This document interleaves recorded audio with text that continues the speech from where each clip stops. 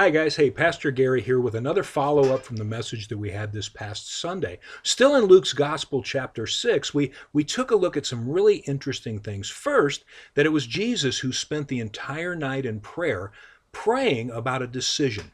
What was the decision? The decision was to take from his disciples and to choose 12 that he would call apostles.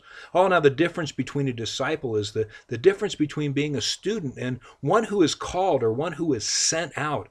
And the apostles that were to be chose were 12 that Jesus handpicked in order to change the world. Oh, it's interesting because when we look at the apostles, very often if we were to try to name them, we would come up very short. The reality is that we could probably name Santa's reindeer easier than we could name the 12 apostles. How sad is that?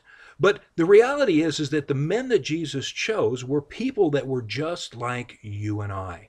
And I know depending on what your experience has been, sometimes we don't see it that way. Sometimes we think that these guys must have had something special going on or something really, really in their character that set them apart. Oh, Peter, we know he was the one that was continually speaking up. Boy, he had a strong heart, a strong character. He always had an opinion on something. Well, that opinion always wasn't right. And he was that kind of that guy that just couldn't keep from speaking, even at times when it was to his best benefit not to. Oh, his brother Andrew, he was the one that actually brought Peter to Jesus in the first place. And we see that Andrew was one of these evangelistic types that like to reach out and develop relationships and bring people together.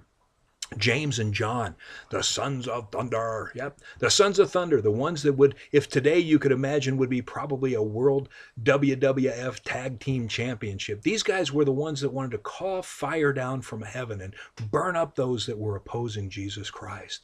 Then we got Philip and Bartholomew, and Scripture really doesn't give us a whole lot about these guys. We don't know who they were. We don't know that much about them at all. Oh, and then Matthew, the tax collector, the one that would have been really despised by any good Jew. He was a Roman sympathizer, and he was one who was taking money out of the pockets of the Jews. Thomas, we know him as the doubter. Boy, what a way to go through life. What a claim to fame. Thomas the Doubter, or Doubting Thomas. He was the modern day, what we would call Eeyore. He was always looking on the gloomy side of things rather than the good side of things. Oh, and then James, the son of Alphaeus. And we, again, don't know a lot about this James other than the fact that he was called James the Less. He was potentially small. He was a short little guy, so he was less than the other James that was mentioned. So they just called him Little James.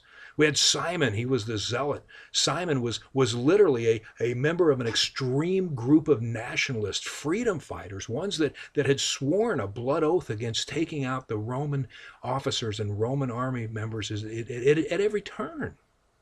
And then Judas, but not the Judas maybe you would think of. This is the Judas not Iscariot. This is the one that we see mentioned just so little, but had a very notorious name, or at least a namesake. And then there was Judas Iscariot. Judas Iscariot, the one that betrayed Jesus Christ, the one that was put in place by God to do that which God had literally called him to do.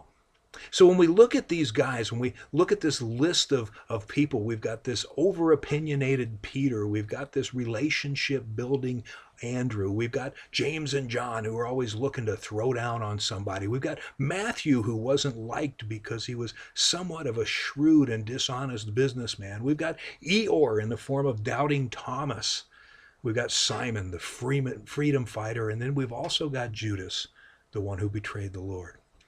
Guys, these folks that Jesus handpicked were just like you and I. They had the same characteristics, but there was one thing that set them apart. There was one thing that in the end that caused each one, save one, John the Beloved, from coming to a horrific death for the sake of the gospel. Oh, we can even say that Judas, who hung himself, died for that sake. It was their faith. It was their belief in Jesus Christ that allowed them to be able to do things that was far beyond their character, far beyond their potential, far beyond anything that they brought. You see, it wasn't about what these guys brought to the table. It was about what Jesus brought to the table. What they brought was they brought belief. They answered the call that Jesus had put forth to them. And they did so in such a way that they were willing to give all that they were for the calling that Christ had put on their lives. So guys, our lives are exactly the same. Our lives are that which, as God would call us into his service, we need to not worry about our limitations or what we bring to the table. Jesus has already brought everything that we need. All we need to do is give him our all and commit to him. Have a great week. Be blessed. See you soon. Bye-bye.